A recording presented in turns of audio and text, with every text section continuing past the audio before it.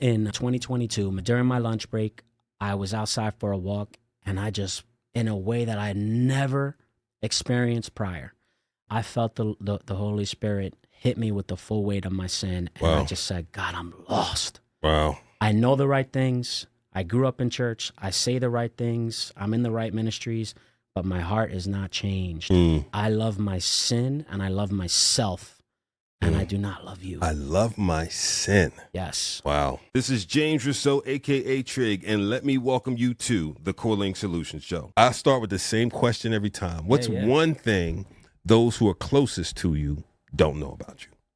Oh, I'm gonna say, I mean, I love dogs, right? So, my wife knows this. She knows this. Yeah, she knows. Yeah. You know She what I'm knows saying? this, yeah. But I used to subscribe to a magazine when I was a kid, Dog Fancy magazine, and I used to read like encyclopedias, like breed encyclopedias. Right.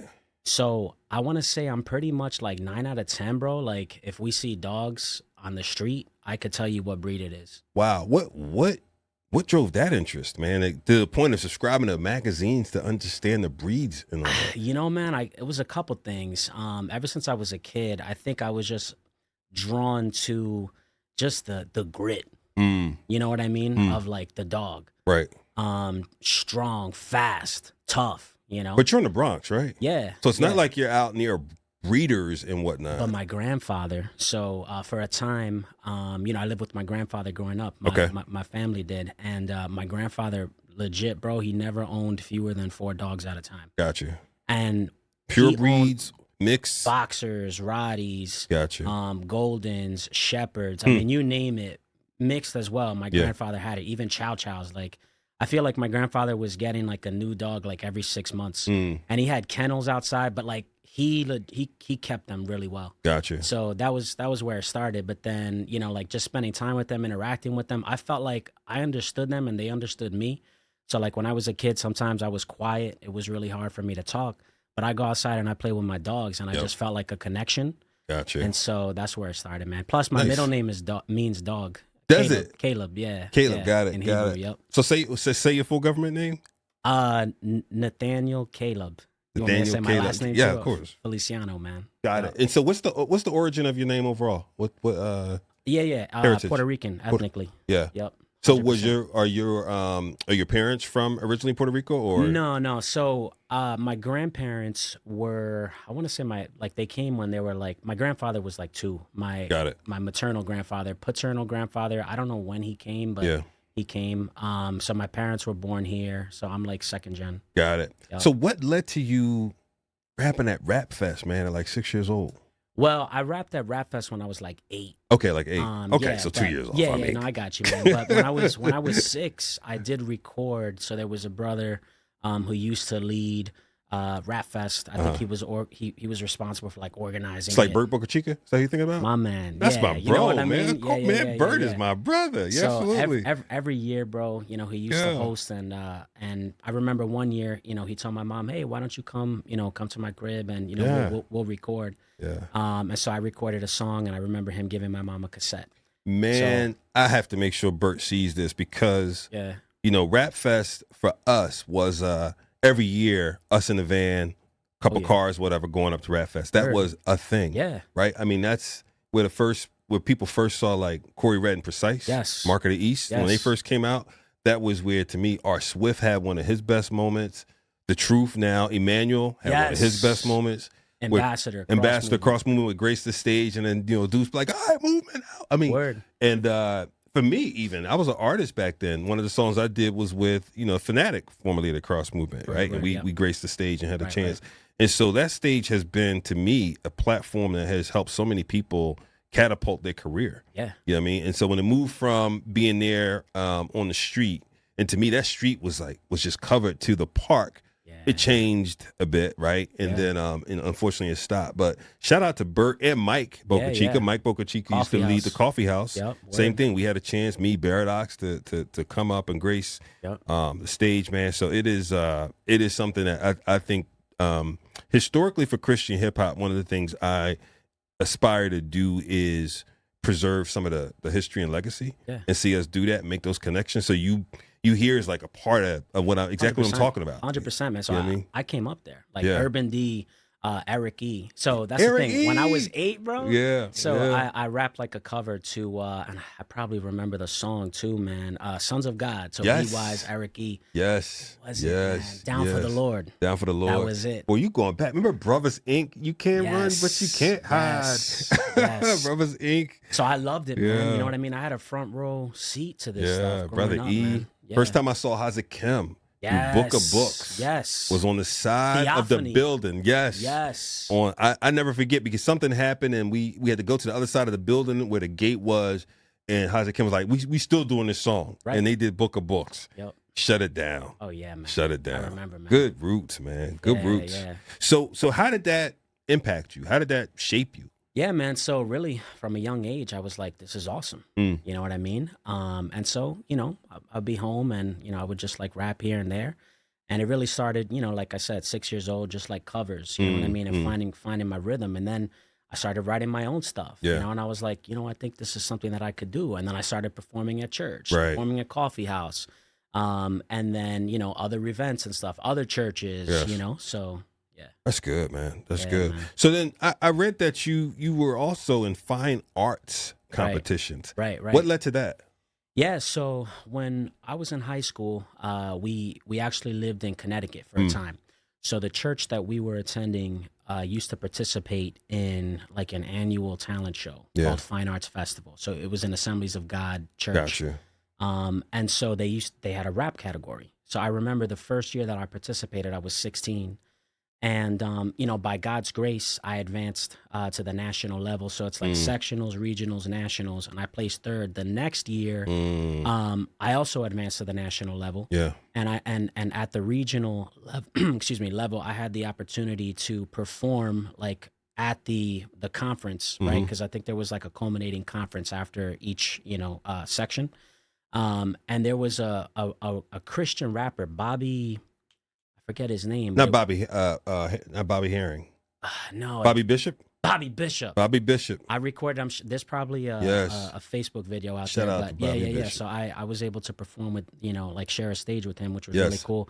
So I advanced to that to the national level. I wrote a song called Martyr's Alphabet, where I went through every letter of the alphabet and I described how Christians in those countries are being persecuted, starting from Afghanistan, Bangladesh, China, all the way down to Zimbabwe. And so I made it to the national level, but there was like an essay requirement, and I was a dumb kid. I didn't submit it on time, so I never Gotcha. got to compete even at the national level that year. Gotcha. And then there was also some funding stuff, so. But all to say, man, I kept writing, and by God's grace, I performed at a number of venues. I was receiving invitations, and I did go to different churches, and I could have done this professionally. Right. I was even performing at Christian colleges. But we'll get into this in a minute. I'm glad that I did not. Really? Is that right? Because I think I would have wrecked my life for Really? real. Huh. Absolutely. Huh. How so? What do you mean? Well, I believe that I was not a Christian, man, to be honest with you. Got You know it. what I mean? Like I was saying the right things. I knew the right things, but my heart really wasn't changed. You know what I mean? And so I think that at the time I probably would have gotten into things that, I don't know if I would have come out of, And so Gotcha. I see God's providence and his hand in, taking me in a different direction. Yeah. But then, by his grace, saving me and now preparing me for where Almost I'm at. like taking you somewhere else in order to Yeah. really get prepared and Right. seasoned and then bring you back. Right. And it's funny though, because now like the stuff that I'm working on, like this first project, Dear Church and World, a full-length album, my first official release, Right. like I would not have been able to put that out if it wasn't for all the life experience that I had. Yeah. You know what I Yeah. mean? Like I Yeah. feel like I would have been very 1D. But now it's like I'm leveraging all of that life experience, so I see God's hand in it. That's good. So when you were going through all these things with the fine arts and Christian rap and so on and so forth, like what made you veer and chase the financial professional path? Yeah, so I went to college, man. And, like I said, I just made a decision, you know what, I'm going to, I guess, just pump the brakes on the CHH thing. And look, I love to learn, right? I love the liberal arts. I love philosophy. I love theology. And so I double majored pretty Gotcha. much in theology, but then I also knew, your boy has to pay the bills, Right, right? right, right, So, right. so I also double majored in accounting. And so I did that, and I was like, look, like I could kind of tap into, the big questions, Right. right? But then also have a trade. Yeah. So did that, and then by God's grace, was fortunate enough to land a really solid opportunity right after college, and Mm, one thing led to another, man. And I was in private equity, which yeah. is pretty much like that's where you want to be Creme if de you're la in creme. finance. I mean, Yeah, PE yeah, or man. investment banking. I That's mean, it, bro. that's So so. I mean, and getting into the private equity space, I know enough to be dangerous yeah, yeah, because I yeah. work with a number of private equity people. But get into that space is not easy. No, it's not. That's not easy. It's not. And actually, shout out to the firm that hired me. I don't know if I should drop That's the fine, name. man. Yeah, Drum Capital. I want to clarify. Like, I really appreciate the opportunity, and yeah. it was an awesome experience. good. So Are they out me, of New York? no, out of Stanford. At Stanford. Okay. Yeah, Yeah. So Mid Ocean Partners owned the company that I work for, and so I was at the time the chief commercial officer. Okay. And so I got a chance to spend a lot of time with them and just kind of watch how they operate. And so when you're used to being an operator at a company, and then you go work with private equity folks, you assume at the initial you'll have the same outlook. Their outlook is different. Very different, bro. Very different, bro. It's so different. The things we think were wins, they would say, well, not necessarily. Right. Like, like your Right. EBITDA actually is too high. We're like, yeah, the 27% EBITDA. Yeah, that Exactly. means you're probably leaving something on the table. Really? Yeah. Right. And Yeah. so, and then to watch how they manage a portfolio Yep. and deal as investors, Absolutely. right? Who bro. have, in certain cases, some operating experience. And so for you doing that, how many years were you in PE? I was in PE for about 3.5 years, but Yeah. I was in like financial accounting and reporting, and Gotcha. for about 10. Gotcha. Yeah, right So, out of college. so as you transition from like that world to the music space now, Yeah, bro. what are the lessons you're bringing with you that you're not leaving behind? Like you're like those lessons there, I'm taking here for sure. What are Right. some of those?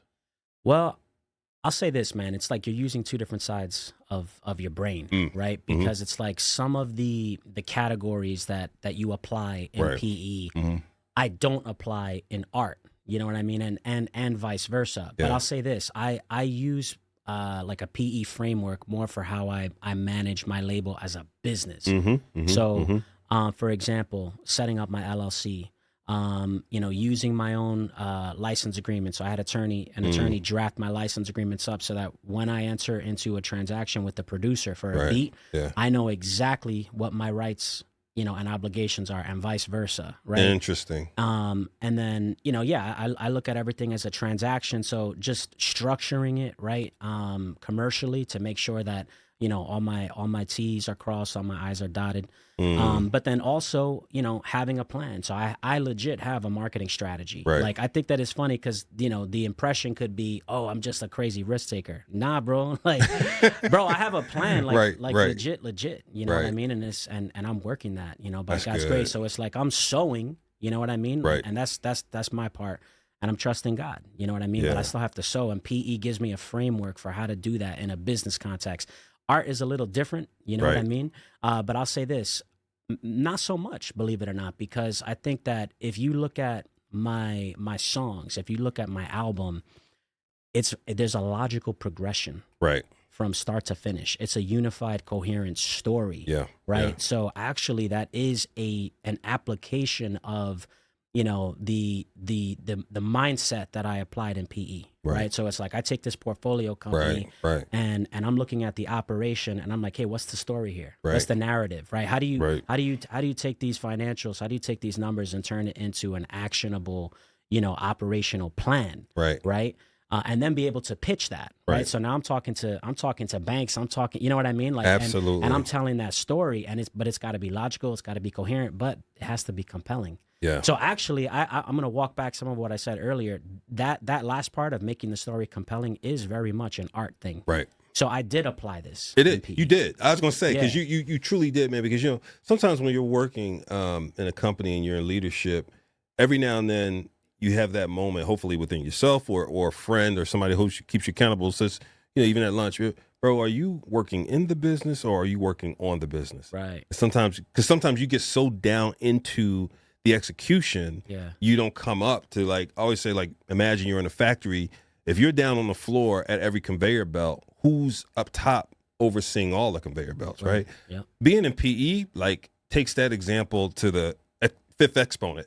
For sure. Seeing it as a portfolio company, saying, okay, cool, we've got this whole thing. Is it capitalized enough? Do they have enough partnerships, Right. onshore, offshore? Are they Right. thinking about labor shifts and looking ahead, right? And a lot of times people in the business can't see it. And so Right. to me, as you bring that into this, you're doing that with your art and thinking about, and again, it's no disrespect to art, but a lot of times I think when we think about the art, we have to think about it as an asset. Absolutely, 100%. Right. And yeah, and another thing too, I'll say about PE. What PE taught me was how to look for deep value, right? And some of that's PE, some of that's investing, asset management in general, right?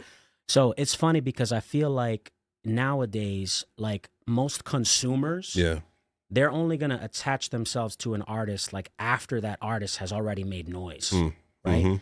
And what I'm saying is my stock is low now, but it's going to rise. You feel me? Like I want to rise. That's good. Yeah. So I look at it as like right now I'm undiscovered. Right. I have an album, but like if you listen to it, Right. I feel like anyone who looks at that with a PE or investor or like asset management lens, Right. they're going to be like, yo, there's deep value here. You know what I mean? Like there's something here. Let's try to get into tranche A. You know what I'm talking about. I do. You know what I mean? do. Let's get in now. Let's get in early. I do. You know? So I look at it as like, right now, I released my debut release Thanksgiving, right? 2024. And I'm cool like with the fact that it has like, a couple thousand, streams, because I'm like, that's a good thing. Right. Like I haven't been marketing it or promoting it. There's something there. Yeah. You know what I mean? And I feel like this stock could rise, So I know you don't want to give away the secret sauce per se, but to the extent that you can, well, actually, let's go back a second. I have a couple questions. Yeah. What was it like to make the decision to say, I'm going to leave this PE job? Yeah. And I'm sure some people like grabbed you by the shoulders and said, are you sure? Like you're leaving, let's be honest, a good paying role with a lot of future possibilities to go do what? Christian rap? Right. What was that like going through that process? Yeah, well, I'll say this, man. It's a process that unfolded over the course of about 2 years. Okay. It's not a decision that I made lightly or hastily or in isolation. Right. Right. So it's funny because like you often hear that proverb quoted. There's safety and abundance of counselors, and I agree with that. But that doesn't mean make everyone your counselor, right? Because there's another proverb that says, "He who judges a matter before hearing it, that's to his folly." So it's like everybody has an opinion, That's you know right. what I mean, on my story and what I should be doing. But the funny thing is they don't know me. You feel me? So I feel like the people who know me best, starting with my wife, you know what I mean? Starting with my family. Yeah. Starting with my accountability. Your parents still around? Yeah. My parents are still around. Shout out to mom and dad, man. Huge fans. I love them. Where are they living, by the way? They're in New York. New York. Okay. Yeah. Gotcha. So my church, my pastor, right? And then three dudes who like we're like life bros. You know what I mean? Like 2 of them are from my church. One of them is a mentor. So we all made this decision together. And actually, to be honest with you, bro, this is something I didn't want to do.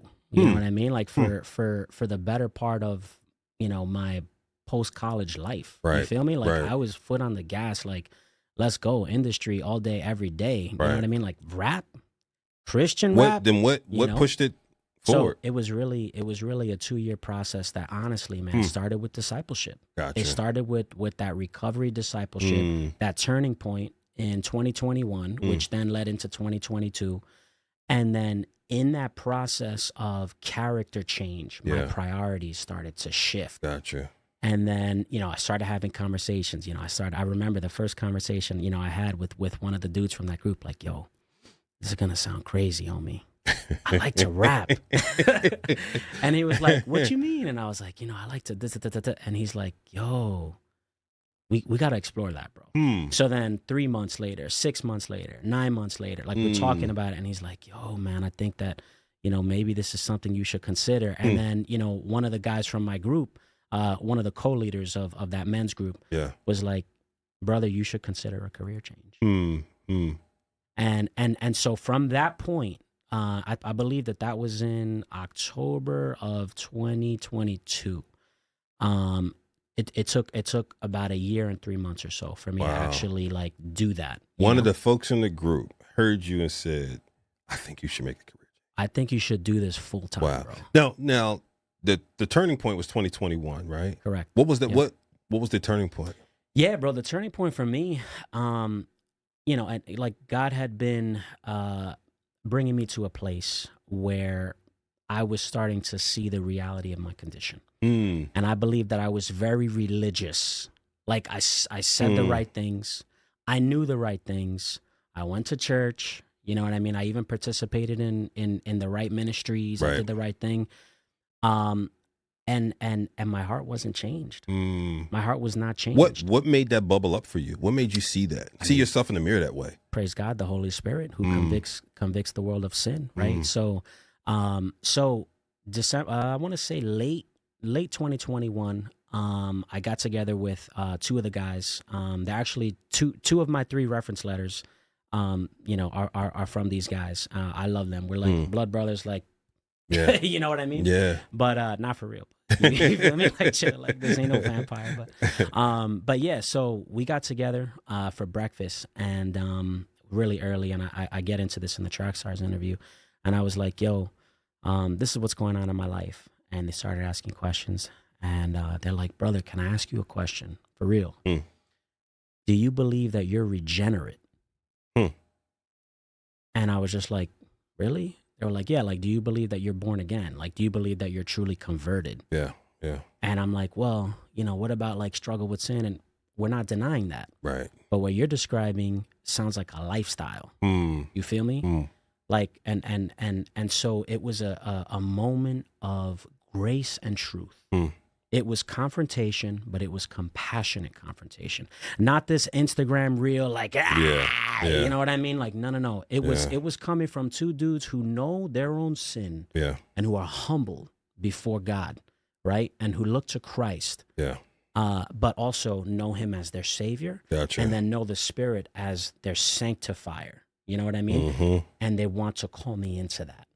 And so they challenged me, and it was a compassionate, but it was a confrontation. Yeah. And so that started a 6-month process where the Holy Spirit really, really started changing my heart. And I remember in 2022, man, during my lunch break, I was outside for a walk, and I just, in a way that I never experienced prior, I felt the Holy Spirit hit me with the full weight of my sin. And I just said, God, I'm lost. Wow. I know the right things. I grew up in church. I say the right things. I'm in the right ministries, but my heart is not changed. I love my sin and I love myself, and I do not love you. I love my sin. Yes. Wow. And I said, but please, if you're going to wait for me to start loving you in order to answer this prayer, I wouldn't have to say this prayer because I wouldn't need you, right? But you're the first mover. So I need you to take me. Colossians talks about this. I'm dead in my trespasses and in my sins. Ephesians talks about this. I need you to take this corpse and give it life. And he did, bro. Wow. He did. And then, started working, men's discipleship. And bro, I mean, God started changing my life. Like, so you were already well connected in the church and the community and whatnot. Well, yes, right? I was like going to church, right? You know what I mean? And there, like I was meeting probably like every month maybe, but it was not. But then there was a men's group that started right around the same time that I believe God saved me, and it was a weekly thing, bro. And I've been in that type of group. I was in the first group for a year, and then I was in 2 other groups after. So we're coming up on, it'll be 3 years. That's what I was going to ask you. Every single week, bro. What did you do differently after that moment? True discipleship, which was like, all right, hey, how do we like know and be known? And what does it mean to turn from sin, but to turn to God. Yeah. So in other Yeah. words, this was authentic community Yeah. discipleship for the first time, like really getting to know more about who I am, who God is, who he made me to be in relation to himself, in relation to others, right? And really just starting to work through, all right, good. history, origin, all of these things, you know, That's with these good. other guys. And not only that, but then liturgy, you know what I mean? Like if a life of sin is insanity, a life of worship is liturgy.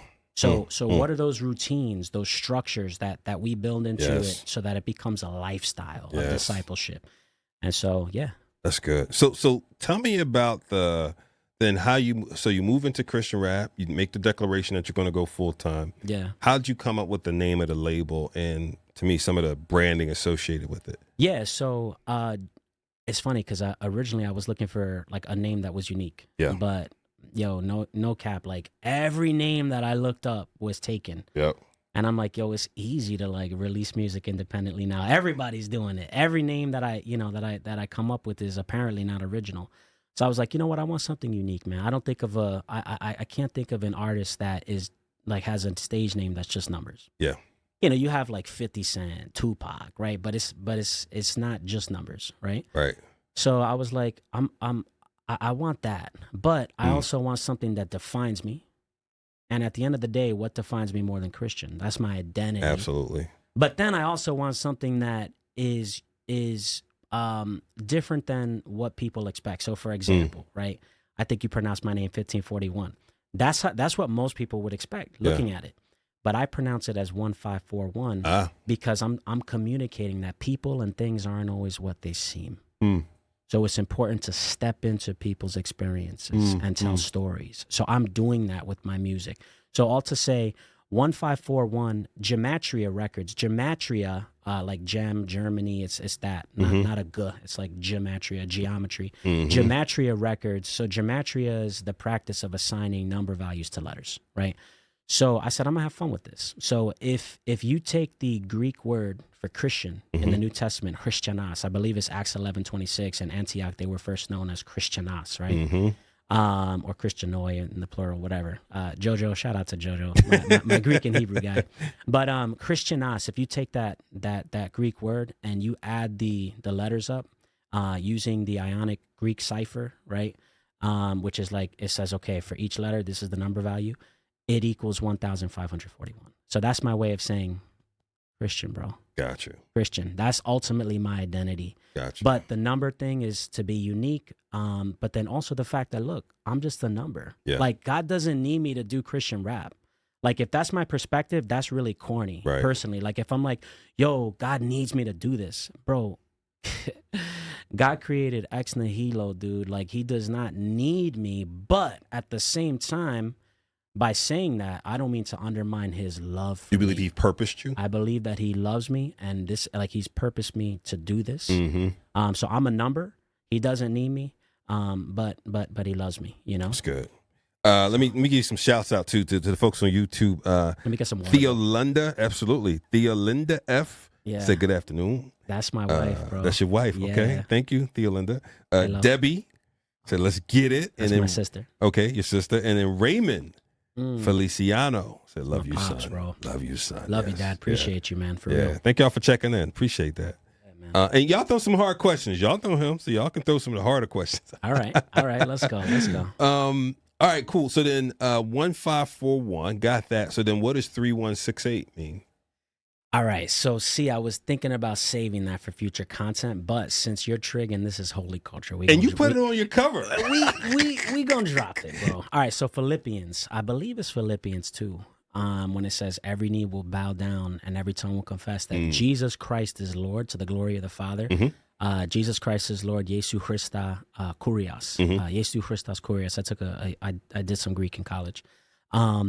If you add, again, the number values of that phrase, Jesus Christ is Lord, 3,168. So if you look at my album cover art, I put the Lordship of Christ on top, the cross in the center, and I put myself on the bottom. And there's no editing or anything like that because actually I wanted it to just be raw for this first project. Like, I didn't want it to be like pretty, you know what I mean? That like was shot in your studio, right? That literally is how your studio's laid out. Just a click, done, that's it. Yeah. Beautiful. So What's this experience been like for your family? How would they describe it? I mean, I'll start with, my wife and I. Yeah. I think it's been amazing. Just in terms of, something that we can get around, together, be excited about, work towards. Yeah. I would not be here without the incredible work that she does, holding it down, with our three kids, our three beautiful kids. She takes care of them 24/7. Her parents are in Texas. My parents are in New York, and they try to, come over when they can, but it's my wife, Yeah. you know what I mean, Yeah. taking care of them by herself, bro. Yes. Like she's like Superwoman. She got that cape, Yes, sir. like, so all to say, like, she's been working hard. She's invested, with that side of things, and she frees me up to really be able to create, Yeah. and so yeah, like it's been a season of trusting God, but it's really cool that like she supports me in this, like there's been no pushback, Yeah. not to say that we don't talk about things, and we try to make decisions together, but yeah, man, I think it's been something that has really brought us together even more, and then extended out of that. So like my parents, my brother, my sister, they're super supportive. So really grateful for that. It's good. And then yeah, same with the church, man. That's good. So talk about the album, Dear Church and World. yep. What made the concept what made the concept of the album come to life? Yeah, bro. So really, we kind of got into this earlier, but some of the healing that God was working in my own life, right? So I wanted to interact with the question of what does it look like for the church to be a place of healing in the world, right? And so, Dear Church and World, right?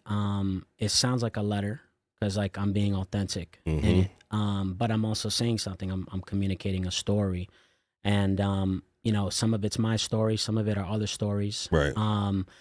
But basically, the heart of it is, what does it look like for the church to be a place of healing in the world? And how can I contribute to that as a Christian rapper? Right. And so, start to finish, Hit 'Em With a Rap tells a story, okay, of how I got into CHH. Christian rapper, I think, has the potential to be, like make a unique contribution to CHH in that I'm talking about, or I'm defining what I mean by that term. Yeah. But I'm also creating it at the same time. Right. So it's like, all right, I'm going to get into CHH, Hit 'Em With a Rap. Here's what I mean by that, Christian rapper.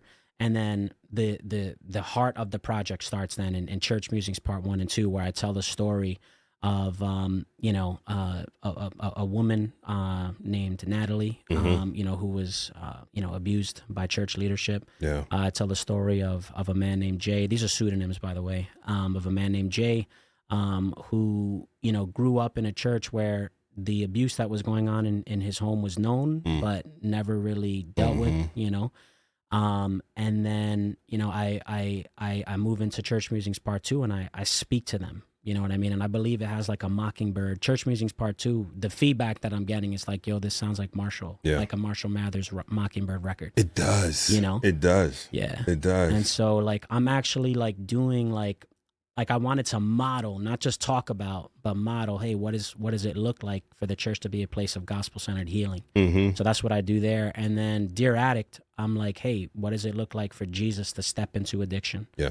And then, believe it or not, the diss track on the song, it's not really a diss track, but I swing a little bit at Dear Pastor, so Pastor Random, right? So I do some characterization and I create a whole character, and I name him Pastor Random, and he signifies someone who's really just a pastor in name, just a nominal pastor, negligent.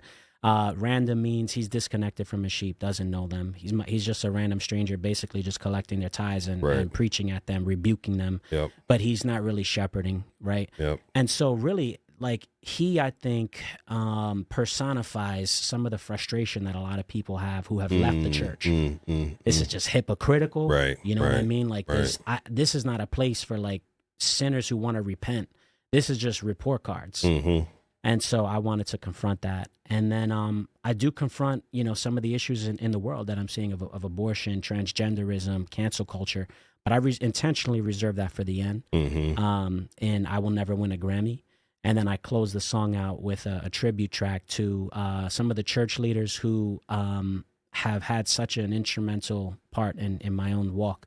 And then as well as, the team, my producers and engineers. So yeah, man, I think what makes it unique is that it's storytelling from start to finish. Yep. I do think that lyrically it's first rate, both in terms of the content and also the cadences. Some of the rhyme schemes are very intricate, very unique. Yep. And I know that, some people are like, oh, lyricism is passe. Look, I'm gonna do me, bro. Nah, bro. You know what I mean? Not like at all. that first track is, I'm just gonna be honest, like I'm a lyricist. Like it's cool, like, processing and effects, but I'm the kind of guy who, like, when I step into the studio, I'm not the kind of guy who just stands in front of the mic like this because I'm Right. hearing you know what I mean? Like Right. it's the effects and the processing are carrying me. No, like I'm gonna spit into this thing. So that's me, bro. And it's clear, I listened to it twice, I think, all the way through, and Appreciate you, man. absolutely, and I love the pointedness of some of the points, no pun intended, right? But you're really like hitting some of the nails on the head. But you also then give this balanced perspective of, yeah, but I need the church, 100%. right? It's not a church diss. No. It's pointing out some of the opportunities, right, and then ways to do it. And let me affirm at the end, you do a great job on that close up of, I need the church. Like, I'm here. 100%, bro. 100%. Yeah. And actually, like I say this on my website too, 1541rap.com, shameless plug. Of course. But I say this on my website. Look, I am first and foremost a Christian. Absolutely. And so I need Christ and I need his church, Yeah. period. Yeah. And so the references that I put on there, these are from men in the church Right. that I walk with. And look, I'm going to be walking with the church, by God's grace, because I believe he'll preserve me for the rest of my life. Right. And there's nowhere else I want to be. Yeah. That doesn't mean it's all perfect, but Yeah. it does mean that, look, when it comes to authentic community, Yep. when it comes to being my authentic self, and let me clarify what I mean by that, not in like a secular humanist way, in a vain narcissistic way where it's all me and no, but Yeah. more in the sense of Psalm 139, who am I really? Like, how did God fearfully and wonderfully make me? Yeah. And I call that my createdness, accepting my createdness, walking in my createdness, and being known as such. That's the church for me. Like, there's no other community. Like, for example, like, the guys that I went to, almost a year and a half ago now, and, pitched this idea of like being full-time CHH, because they know me so well and they were part of that process. They weren't like judging me. Mm-hmm. It wasn't like just a automatic no. It was like, let's talk about this, bro. Yeah. I want to get to know. Yeah. You know what I mean? What's on your heart? And so being accepted for my createdness, my true, I like to say, I'll replace the category of authentic self with my created self. Being my true created self, I believe there's no community on planet Earth like the church that can do that. And so if we can then, invite others into that, and really be a place of healing. And again, healing doesn't mean that there's no confrontation, there's no Right. challenge. That's all Right. part of healing. But in the sense of balance and also humility, Yep. right? Like, I look at it as like, if you see two dudes on death row, like, and the one dude's gonna call out the other dude for what he did, he better be humble, because he did the same. You know what I mean? Right. Like, same thing. So I look at it as like, the guys that I listen to most are not like the loud guys on Instagram and, like screaming and all these reels that are just Right. clickbait. The guys who I listen to most are the guys who come to me humility, with knowing their own sin, and love, and there's love. And Yep. so I believe that if we can be like that, and I believe that that's one of like the qualities of a healthy church, if we can be like that for us, and we can invite the world into that, man, that's the Great Commission right there, bro. That's good. You know? That's good, bro. So when I was listening to this album, I have a tendency with listening, just taking mental notes of like what's happening. And the one thing I noticed, and correct me if I'm wrong, is you're the singular voice on this album. We're in an era now where that's not typical. A lot of times you Right. have a lot of collaborations and different things and so on and so forth. Was that intentional? I mean, yeah, bro, I pretty much didn't exist to the entire world, prior to November 28th. So, collabs and stuff like that. I mean, I believe that God's kind of like creating it ex nihilo. My studio is in my basement. I've legit been working underground for the last year. You know what I Gotcha. mean? So like, The only creatives I've been collaborating with are my producers and my engineers. That's it. Yeah. You know. But I feel like my first project though had to be kind of like me as this as the solo artist, in the sense of like I felt like the burden that I had for this particular project, the vision, Right. was talk about the healing that God has done and is doing in your life, and invite others into that. Now, that doesn't mean that that's the only thing I'm going to say. Because, Yeah. see, the first coming, Trig, the first release was about healing. Mm-hmm. The second release, yeah, it's going to be hard, bro. So you've already started conceptualizing Oh, yeah, the next bro. album. Oh, not only that, but I got some singles that are coming out in Q1. Got it. And that's why, like, I like to say I'm a Christian, period. That's Yeah. my identity. Rapper, period. That's work. Christian plus rapper equals Christian rapper, but Christian rapper doesn't equal one thing. And so this is where it's like, I believe that, the niche that I saw, that, or that I see, I'll say, present tense, is lyrical storytelling. But storytelling doesn't just mean one thing. I'm about to drop some stories about entrepreneurship, hustle, grind. Like, Nice. it's storytelling, but you could still, live to it in the gym. Like, and that's the thing. Like, people might hear that and think, well, no, like, it's got to be hard processing and effects to lift. Nah, it doesn't. It could be lyrics too. Yeah. Lyrics are not passe. Absolutely. So, yep. So, wow, you said in the first quarter. Okay. Yeah, bro. So you're any day now. So Before March. before Like, March. sometime sometime before between March. now and March. So without, again, sharing too much of, your secret sauce, how do you think about marketing in this space? How do you think about, building your brand and such? To your point, not existing before late November, Right. you're 60 days, less than 90 days in. How do you think about what that looks like? Yeah. So for me, there are certain organizations that I'm going to be reaching out to. Mm-hmm. Honestly, I have a list of about 100 different Gotcha. organizations, institutions, that I'm going to be reaching out to. I finished my website last week, so I think that it pretty much speaks for itself, right? So, two different things: consumers, Mm-hmm. they're going to stream, and hey, consumers are awesome, appreciate y'all. Yep. But clients want detail; they Mhm. want depth. Mm-hmm. My website gives them that and more. It's got my bio, my statements of faith. It's got my intro, my philosophy or theology of art, which who even says that? Right. You know what I mean? So I feel like one of the things that distinguishes me and my brand is rap. I think is something that I do really well, but I also do a lot more, right? So we could chop it up about business, we could chop it up about philosophy, theology, politics. So I think that skill set lends itself to a broad array of events, right, Yeah, and venues. yeah. So I'm really going to be pitching that pretty heavily. But yeah, all to say, I think my website's got everything. My music, all of my lyrics, again, statements of faith, bio, philosophy, theology of art, and I'm going to be leveraging that hopefully to really execute my marketing. Yeah, that's good. Okay, so I'm hearing a B2C and B2B approach, and the B2B piece seems like you've thought a lot about, Yeah. which is, I don't think, common Yeah. for most rappers to think about a B2B approach. So Right. I see you. I see you. Appreciate you, man. I see you. Yeah, and I mean, like, the B2C is going to be more of like the social. Look, I'm literally like a month into social media. Mm-hmm. I've just been, like, I'm the kind of dude who, to be honest with you, Trig, like, I just try to be present for my family. Yeah, yeah. I'm not like the post every day kind of guy. That said, I want to see social media as a tool, not a tyrant. Right, I don't live for no algorithm. You know what I mean? right. That said, I see it as a tool. There's a redemptive use case for it, for sure. Sure, So absolutely. I'm gonna be tapping into that, and I'm gonna be Absolutely. releasing. So one of the things I'll say is I've got a couple different like content segments that I've thought through on the B2C, like the side of it.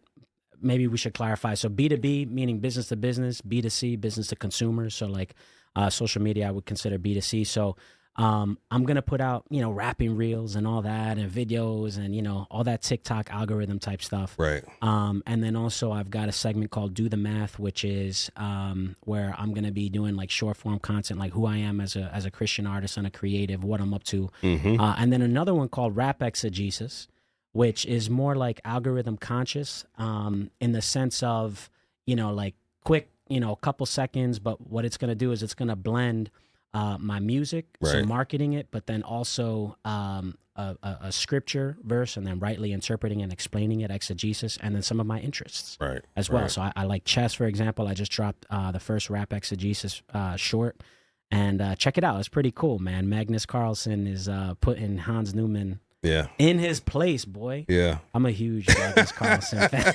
But yeah, I looked at that like Jesus, like checkmating rap. Like, yo, I own you, bro. Rapping CEO, right. Jesus, bro. Boom, put What that king. something you said is interesting, right? Because like you're not the social guy. You're not going to do this. Like I'm not going to let you forget that one of the truisms I think of that's going to happen with you is you're going to constantly at intervals be pulled back into again the am I working in or working on? And when you jump into working on mode, I don't think you'll be able to help but see and look at the portfolio. And is the portfolio operating the way I think it should operate? And if not, what resources do I need to add to it beyond me? 100%. Right? 100%. I don't think you're going to be able to not do that and say, wait a minute, 100%. I'm underutilizing or undergrowing the portfolio. I'm 100%. letting the value, become devalued. Right. Right. And it's not. You don't have the right, investment return ratio on this thing. Right, absolutely, man, 100%. I think for now though, I'm more in a place of like, it's been like 6 weeks. We're coming out of the holiday season too. I really wanted to just enjoy my family, be present, rest. Sure. I've honestly been at like 1,000% on that album. You know what I mean? So I intentionally took like 2 weeks off to just relax and my foot's on the gas for sure. And I'm gonna do everything I can, and as required, I'm definitely gonna add help and expertise. At the same time, man, like I'm gonna trust in the Lord. You know what I mean? Like, because I look at it as like in my devotions. Like I'm not Googling. It's like this is just where God has me in my devotions, right? You look in Genesis and you see Isaac, for example. There's a year where he sows and he reaps 100-fold, but it took a year. Right. It took a year, and there was adversity. Like his herdsmen dug and found 3 wells. The Philistines seized all of them.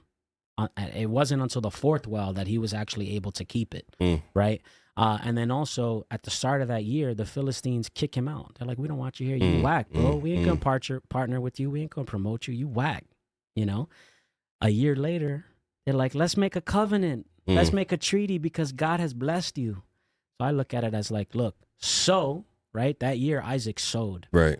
But the Lord gave him that growth. Yeah. You know what I mean? So I'm going to do what I can, absolutely. But at the same time, I don't want to give myself over to anxiety where it's like everything hinges on me. Yeah, like, nah, bro, God done spoke the world into existence. Absolutely. No, I feel you. No, the same. No, absolutely not. I'm glad you said that because I think the same, what's what I'm looking for? The same level-headedness that you would have had in corporate. And I say this beyond you. I hope this for all of us, right? When we're working and operating in corporate environments and structure, there's a level of comfort and security we seem to walk the hallways with, right? Because the company's got our back. We've been given a budget. We've been given some time. And we operate that way. We are living and working for the king. So how much more should we be operating like that? If you let the company's balance sheet give you confidence before, how much more confident should you be with the king's balance sheet? And so that's to me the space to try to be in, and it's harder because you can't see the numbers sometimes, right? That's harder. That's where your faith comes in. It's like the old adage of when a ship's captain leaves the shore, he can't see the destination for days sometimes, right? But know he's moving in the right direction, right? I mean, you want to talk about a balance sheet that's impressive? How about you look at the asset section, universe. Exactly. Liabilities, nothing. All equity, homie. all equity. Come on, bro. I mean, come on, man. It's that's God's balance sheet, listen, bro. bars. All right. Speaking of bars, let's have some.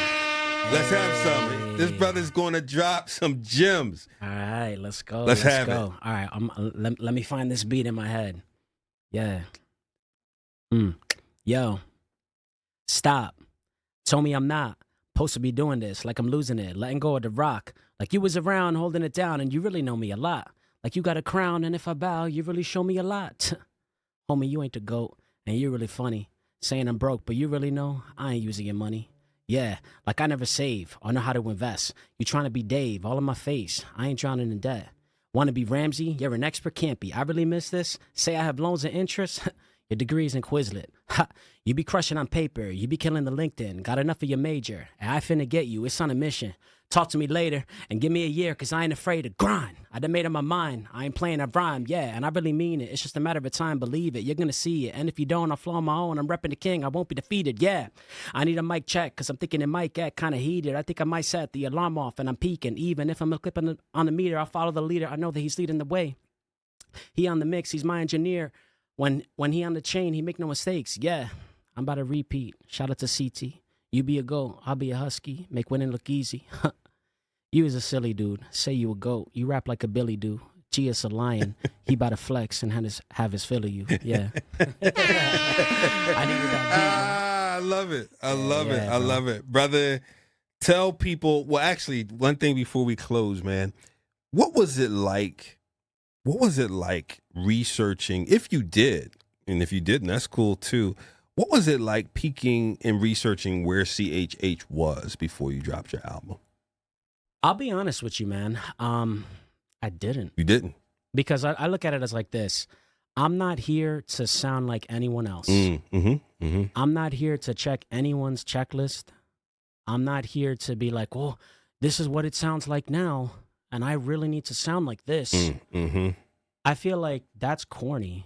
Like, that's, for me, like, and I get it. Like, there's a place for, like, being strategic, knowing what the market wants and putting that out. But I look at it as like, look, Colossians 3:23. This is my inspiration coming in, not like my CHH market outlook. Yeah. 3 things. Colossians 3:23. Whatever you do, work heartily to the Lord. So I start there. What can I do heartily? What am I passionate about? There you go. Yep. Yep. But that's not enough, right? You also need Philippians 4:8. What can I do excellently? Yeah. Right? Can I give the world an excellent work product? And then Psalm 90. Teach me how to number my days. They're limited. Yeah. So what can I do that I love, that I do excellently with the limited time that I have? And I'm like, you know what, bro? If I do those things and I hustle and I sow, I got to believe eventually the right person's going to hear it. Amen. Or, look, God's going to hear it and he's going to do something. Amen. That's how I look at it. Amen. Now, I'm not crazy in the sense of I'm a CPA candidate as well. I expect my license in June. So, look, I have a fallback, but I look at it like this. Some rappers have merch. I might do taxes. Right, right. My kids are going to eat, bro. I promise you, if you put me and anyone else in the world in a ring and you say, show me who cares most about providing for your kids, I win that fight every time. And my kids are not going to go hungry. So we're good, bro. You don't have to worry about, like, my family's not on your shoulders. They're on mine, bro. That's good. Like, I'm the only dude that God has called to shoulder that, and That's I will. good. And I'm not afraid, bro. Listen, the bro is here. 1541. Tell them where to tap in with you, brother. Hey, listen, I'm going to make it easy for y'all, all right? 1541rap.com. 7 characters. All my socials are there. All my streaming is there. My bio, statements of faith, all that stuff. My whole portfolio is there. Booking. So there it is, man. 1541rap.com. Y'all heard it here first, y'all. 1541's in the building. Until next time, y'all. Much love. Appreciate you, Chick. Thank you, man. Absolutely, bro.